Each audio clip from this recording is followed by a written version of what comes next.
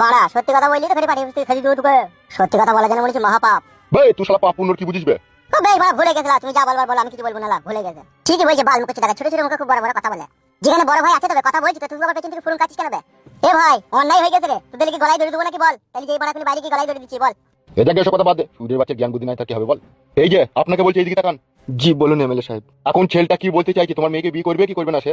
ছেলেটা তো দু মতামত করছি, একবার বলছি করবো একবার বলছি করবো না। কেন ও খান কি ছেলে সুদের বাচ্চা এরকম কথা বলছি কেন? এখন তো বলবেই গো বড় ভাই, এখন স্বাভাবিক কথা, এখন মজা লুটে লিছে না। সে মজা লুটেছে সে ঠিক আছে, কিন্তু মেয়েটার ভবিষ্যৎ কি হবে বে? সেইটাই তো বড় ভাই, সে ছেলেটা যদি বিয়ে না করে তাহলে তো এর জীবনটা বেকার হয়ে যাবে। ই তো লেওরা ঘায়ের উপরে বিষ ফোঁড়া রে। এমএলএ সাহেব আপনি ছাড়া কেউ ব্যবস্থা করতে পারবে না। ঠিকই বলেছেন আপনি, আমি ছাড়া কেউ ব্যবস্থা করতে পারবে না। দেখুন বলাই সর্দার, আমরা এমএলএ, আমরা তলায় তলায় যেখানে সুই চলে না সেখানে আমরা ফাল চালাইতে পারি। এর বিচার তো আমি নিশ্চয়ই অবশ্যই করব। তা আপনি বাবা তো, তা আপনার খারাপ লাগবে আপনার মেয়েকে আমি দুটো প্রশ্ন করবো, আপনি কানে আঙুল দিয়ে থাকেন। এই যে মেয়ে, আমার চোখের দিকে একটু স্পষ্ট করে তাকাও তো। আচ্ছা, এই 14 বছর বয়সে এত কুটকুটুনি কেন হইলো তোমার শাটালি বালিগে? লজ্জা পেয়েছো? যোগে ভুল করে আসবা, মা বাবার মান সম্মান হারিয়ে যাইবা, গ্রামের লোকের কাছে বিচার করবা, এগুলো একবার ভাগ্য হয়।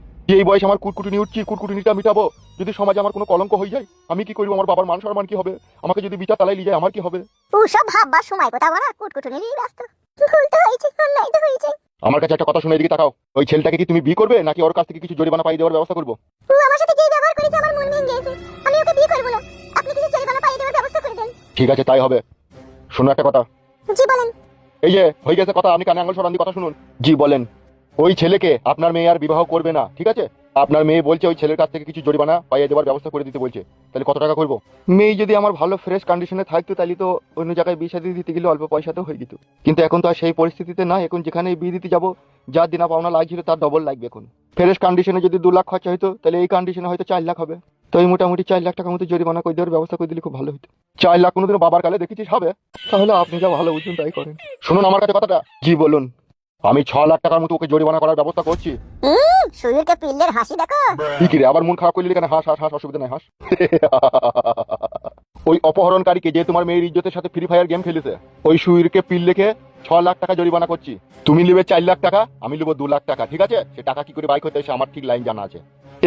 ভালো হবে তো, আপনি 2 লাখ নেন না, আমাকে 4 লাখ দেবেন, অসুবিধা নাই। ঠিক আছে তুমি এখন বাড়ি যাও, আজকে সন্ধ্যাবেলায় তোমাকে ডাক করবো, তুমি আসবে, ঠিক আছে? আমার লোকজন যেই ওকে বাড়ি থেকে ধরে আনবে, তারপরে ফয়সালা হবে। ওকে ঠিক আছে এমএলএ বিকাশ দত্ত সাহেব। ঠিক আছে, আপনি এখন আসুন।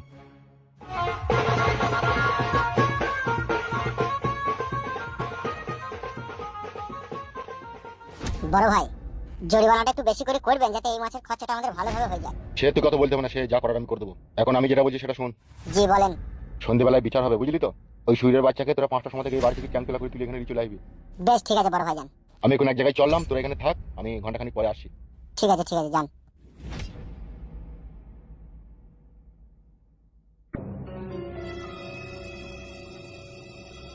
আর তুই আর কপালে চিটা গাল শোনার কাজ করিস কেন সব সময়? বড় ভাই যখন কথা বলছি তুই অমুক করছিস কেন? আমার বড় সত্যি কথাকে যদি কেউ মিছি কথা বলে না তখন আমার সহ্য হয় না, জানিস তো বড়। এখানে খালি সব সহ্য করতে হবে, বেশি কথা বললে হবে না, ঘাড় পাকা মারাইলে হবে না। কি আর করার আছে, সহ্য করতে হবে। আর বড় ভাই এই অবেলায় কোথায় গেল? কি করে জানবো কোথায় গেল? আমার মন বুঝি নিশ্চয়ই কোনো কোর্ট কেসের ব্যবস্থা করতে গেল। সে জেলে যেতে পারে তোর কি বে? সে তো বটেই, যাবে তো বটে, ও এখন এমএলএ তে যাবে না ও। তুমি যে ব্যবহার করছো আমার সাথে বউ, এটা মনে হচ্ছে আমার পুরনো বড়াই ভালো ছিল। তা পুরনো বড়াকে ছাড়লি কেন রে? এই বাড়িতে যাবা ছাড়লি কেন? তাকে রাখতে তো ঘরে, আমাকে বিয়ে করার তো তোর কোনো প্রয়োজন ছিল না।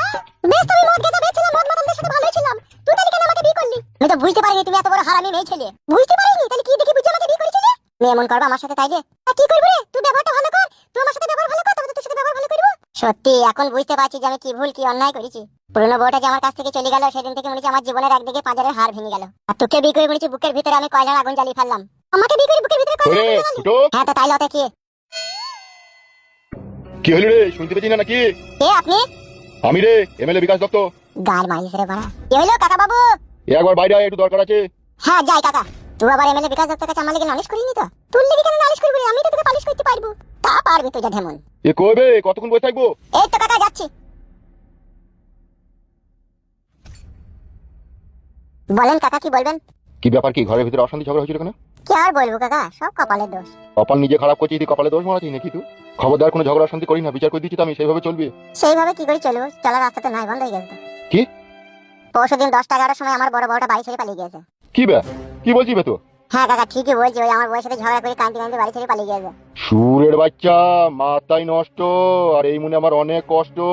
তোর বউ যদি বাড়ি থেকে পালিয়ে গিয়েই থাকে, তোরও অবস্থা কিরাসিন করে দেবো আমি, সবসময় চালে ডালে করে দেবো। তোর বউকে ডাক, তোর বউয়ের সাথে দুটো কথা বলবো আমি। সত্যি বলছি কাকা, বউ নাই বাড়িতে। গেল কোথায় রে সুরের বাচ্চা? তোর বউ তোর কাছ থেকে কোথায় গেল? পালিয়ে গেছে কাকা, কম নাকি? জ্যাম নেই পালাক তোর বউ, তোর বউকে খুঁজে লিয়ে আয়, না তোর গ্রামে থাকা হবে না। তো জানিস আমি কত বড় হারামি লোক।